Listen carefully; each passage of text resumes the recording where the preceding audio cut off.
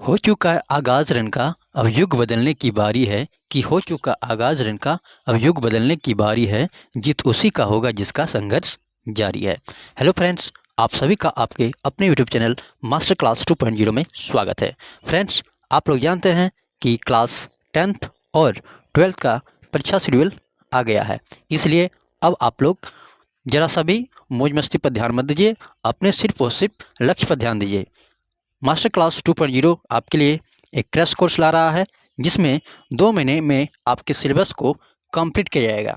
इसलिए आप master class 2.0 के साथ जुड़े रहिए और अपने तैयारी को एक दिशा प्रदान कीजिए। इस क्रैश कोर्स में आपको सब्जेक्टिव और ऑब्जेक्टिव के अलग अलग पार्ट में वीडियो आएंगे, जिसे देखकर आप अपने तैयारी को और ज़्यादा मजबूत कर सकते हैं। तो चलिए आज के साइंस के पार्ट 1 के पहले चैप्टर के MCQ को देखते हैं। तो चलिए वीडियो को स्टार्ट करते हैं। पहला क्वेश्चन है Fe2O3 plus 2Al Al2O3 plus 2Fa, यानी कि इसमें पूछा जा रहा है कि यह किस प्रकार का अभिक्रिया है। तो देखिए फ्रेंड्स, इसमें जो Fe2O3 है प्लस 2Al, इसमें एल्युमिनियम क्या कर रहे हैं, आयरन को रिप्लेस करके खुद उसके जगह पर बैठ जा रहे हैं। यानी कि क्या हो रहा है, इसमें विस्थापन हो रहा है, यानी कि किसी के प्लेस को रिप्लेस किया जा रहा है।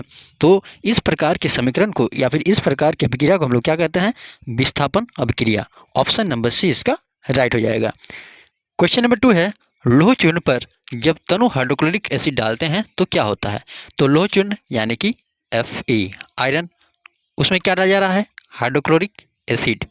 तो क्या बन रहा है फ्रेंड्स, देखिए iron chloride plus hydrogen gas. यानी कि जब लोह चिन्ह पर तनु हाइड्रोक्लोरिक एसिड डालते हैं तो आयरन क्लोराइड और हाइड्रोजन गैस बनता है। यानी कि कहाँ पर है, ऑप्शन नंबर ए।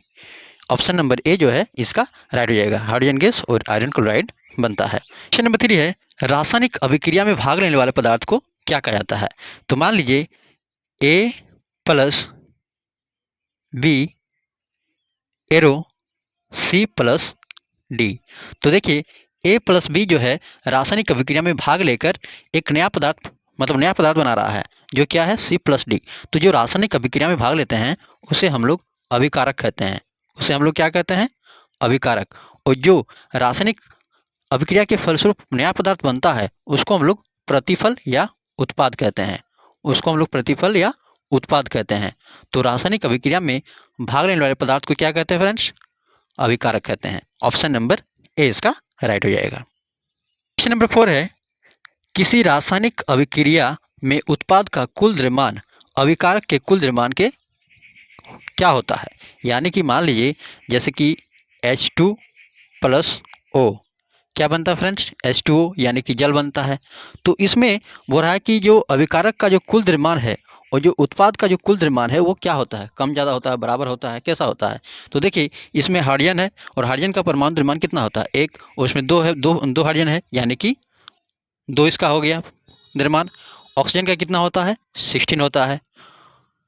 इधर भी हो जाएगा 2 प्लस 16 यानी कि 18 इक्वल टू 18। तो देखिए दोनों ओर क्या है, द्रव्यमान क्या है, दोनों ओर बराबर है। यानी कि रासायनिक अभिक्रिया में उत्पाद का कुल द्रव्यमान और अभिकारक का कुल द्रव्यमान क्या होता है फ्रेंड्स, बराबर होते हैं। ऑप्शन नंबर ए इसका राइट हो जाएगा। क्वेश्चन नंबर 5 है, किसी रासायनिक अभिक्रिया में दो अलग अलग परमाणु या परमाणुओं के समूह का आपस में आदान प्रदान होता है। तो किस अभिक्रिया में दो अलग अलग परमाणु या परमाणुओं के समूह का आदान प्रदान होता है, दोहरे विस्थापन यानी कि डबल डिस्प्लेसमेंट में क्या होता है, दो अलग अलग परमाणु या परमाणु के समूह का आदान प्रदान होता है। क्वेश्चन नंबर 6 है, CH4 plus 2O2 arrow CO2 plus 2H2 plus energy. तो देखिए फ्रेंड्स इसमें क्या हो रहा है, एनर्जी रिलीज हो रहा है। तो जिसमें एनर्जी रिलीज होगा, जिस अभिक्रिया में एनर्जी रिलीज होगा, मुक्त होगा, उसे एक्सोथर्मिक कहते हैं। उसे एक्सोथर्मिक यानी कि उष्मा क्षेपी कहते हैं। और जिसमें एनर्जी लिया जाता है उसको बोलते हैं एंडोथर्मिक। तो इसमें एनर्जी क्या हो रहा है, रिलीज हो रहा है। इसीलिए हम लोग कह सकते हैं कि ये अभिक्रिया क्या है, एक एक्सोथर्मिक यानी कि उष्मा क्षेपी अभिक्रिया है। ऑप्शन नंबर ए इसका राइट हो जाएगा। क्वेश्चन नंबर 7 है, किसी रासायनिक अभिक्रिया को संतुलित किस नियम के आधार पर किया जाता है? तो रासायनिक समीकरण को संतुलित किस नियम के आधार पर किया जाता है? द्रव्यमान संरक्षण के नियम पर। यानी कि रासायनिक अभिक्रिया में न तो द्रव्यमान का निर्माण होता है और न ही उसको नष्ट किया सकता है, इसीलिए रासायनिक अभिक्रिया को द्रव्यमान संरक्षण के नियम के आधार पर संतुलित किया जाता है। ऑप्शन नंबर ए इसका राइट हो जाएगा। क्वेश्चन नंबर 8 है BaCl2 plus Na2SO4 BaSO4 plus 2NaCl किस प्रकार की अभिक्रिया है? तो देखिए फ्रेंड्स, इसमें क्या हो रहा है कि जो बेरियम है वो सोडियम के प्लेस को ले रहा है और जो सोडियम है वो बेरियम के प्लेस को ले रहा है, यानी कि दो एलिमेंट अपने प्लेस को रिप्लेस कर रहा है, यानी कि दोहरा विस्थापन। इस प्रकार की अभिक्रिया को कहते हैं दोहरा विस्थापन। ऑप्शन नंबर डी इसका राइट हो जाएगा। क्वेश्चन नंबर 9 है CaO plus H2O arrow CaOH का होल 2, यानी कि यह जो है किस प्रकार की अभिक्रिया है? संयोजन अभिक्रिया क्या होता है फ्रेंड? जब दो या दो से अधिक पदार्थ मिलकर एकल पदार्थ का निर्माण करता है तो उसे संयोजन कहते हैं। तो देखिए, इसमें दो या दो से अधिक पदार्थ मिलकर एकल पदार्थ का निर्माण कर रहे हैं, इसलिए ये जो अभिक्रिया है एक संयोजन अभिक्रिया है। ऑप्शन नंबर ए इसका राइट हो जाएगा। क्वेश्चन नंबर 10 है Fe plus CuSO4 arrow FeSO4 plus Cu किस प्रकार की अभिक्रिया है? तो इसमें क्या हो रहा है, देखिए फ्रेंड्स, कि जो आयरन है वो क्या कर रहा है, कॉपर को रिप्लेस कर रहा है और खुद जाके उसके प्लेस पर बैठ जा रहा है। इसमें विस्थापन एक ही बार हो रहा है, इसीलिए इसको हम लोग क्या कहते हैं, विस्थापन अभिक्रिया कहते हैं। ऑप्शन नंबर ए इसका राइट हो जाएगा।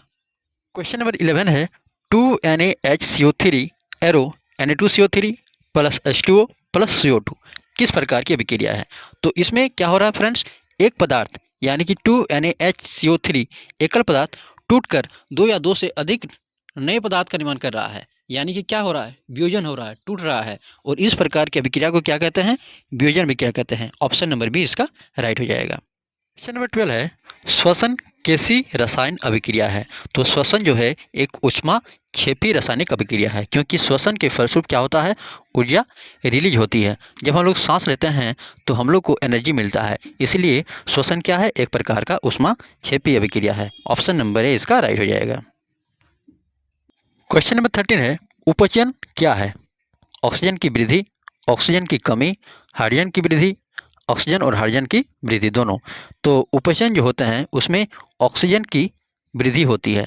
तो उपचयन में क्या होता है फ्रेंड्स, ऑक्सीजन की वृद्धि होती है। ऑप्शन नंबर ए इसका राइट हो जाएगा। लेकिन यदि अपचयन का बात करें तो उसमें क्या हो गया जाएगा, ऑक्सीजन का कमी हो जाएगा।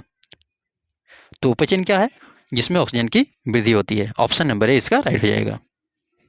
क्वेश्चन नंबर 14 है उपचयन को रोकने वाले पदार्थ को क्या कहते हैं? तो जो उपचयन को रोकने वाले पदार्थ होते हैं उससे हम लोग प्रतिऑक्सीकारक कहते हैं। ऑप्शन नंबर सी इसका राइट हो जाएगा।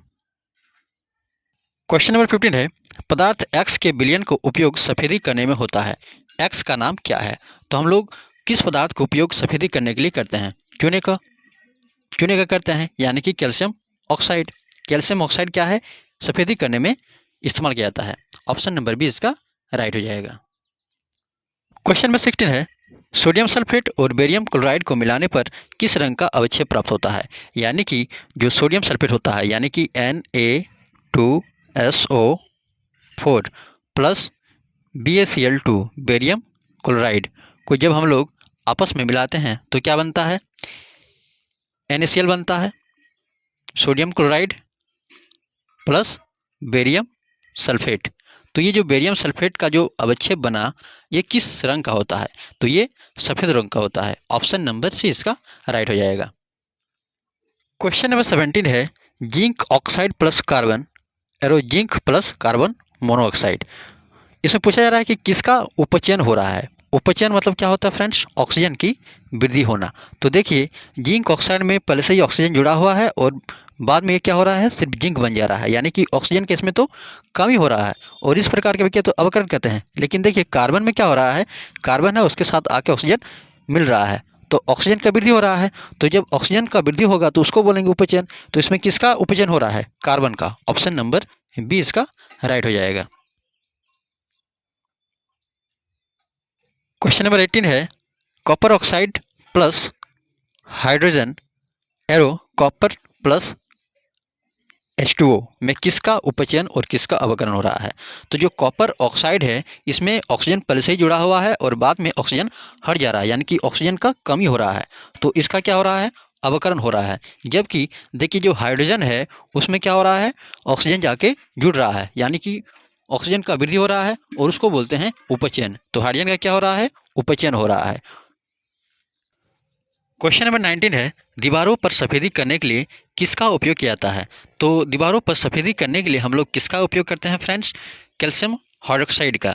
जब चूने के पानी में जल को मिलाया जाता है तो कैल्शियम हाइड्रोक्साइड का निर्माण होता है, यानी कि ऑप्शन नंबर बी जो इसके लिए राइट हो जाएगा। क्वेश्चन नंबर 20 है, चिप्स की थैली में कौन सी गैस भरी होती है? तो चिप्स की थैली में नाइट्रोजन गैस भरी होती है। ये बहुत ही सरल सा और आसान सा क्वेश्चन है। क्वेश्चन नंबर 21 है, जंग लगना किस प्रकार का अभिक्रिया है? तो जंग लगना किस प्रकार का अभिक्रिया है? तो जंग किस में लगता है फ्रेंड्स? लोहे में। और लोहे में जंग कब लगता है? जब उसमें ऑक्सीजन और जल मिल जाते हैं तो जंग बनता है। और जंग का सूत्र क्या होता है? Fe2O3 into XH2O। उसमें H2O का कुछ भाग होता है। तो जंग कब लग रहा है? जब आयरन के साथ ऑक्सीजन और जल मिल जा रहा है। तो ये किस प्रकार का अभिक्रिया हो गया? एक संयोजन अभिक्रिया हो गया। ऑप्शन नंबर ए इसका राइट आंसर हो गया। क्वेश्चन नंबर 22 है, जल के विद्युत अपघटन में कैथोड पर कौन सी गैस मुक्त होती है? तो जल के विद्युत अपघटन में कैथोड पर हाइड्रोजन गैस मुक्त होती है। ऑप्शन नंबर ए इसका राइट हो जाएगा। क्वेश्चन नंबर 23 है, जल के विद्युत अपघटन में एनोड पर कौन सी गैस मुक्त होती है? तो एनोड पर ऑक्सीजन गैस मुक्त होती है और कैथोड पर हाइड्रोजन गैस मुक्त होती है। लेकिन एनोड के लिए क्या होता है friends? Oxygen. Option number B इसका राइट हो जाएगा। क्वेश्चन नंबर 24 है, संगमरमर का रासायनिक सूत्र क्या होता है? संगमरमर को हम लोग कैल्शियम कार्बोनेट कहते हैं और कैल्शियम कार्बोनेट का रासायनिक सूत्र होता है CaCO3। ऑप्शन नंबर ए इसका राइट हो जाएगा। क्वेश्चन नंबर 25 है, श्याम श्वेत फोटोग्राफी में किस पदार्थ का उपयोग किया जाता है? तो श्याम श्वेत फोटोग्राफी में सिल्वर क्लोराइड का प्रयोग किया जाता है। ऑप्शन नंबर बी इसका राइट हो जाएगा। तो ये आपके कुछ 25 वेरी वेरी इंपॉर्टेंट ऑब्जेक्टिव प्रश्न थे जो आपके बोर्ड एग्जाम के लिए काफ़ी ज़्यादा इंपॉर्टेंट होने वाले हैं। तो फ्रेंड्स, यदि आपको वीडियो अच्छा लगा तो इसे लाइक, शेयर और सब्सक्राइब जरूर कीजिएगा और अपने फ्रेंड्स तक शेयर करना मत भूलिए। धन्यवाद।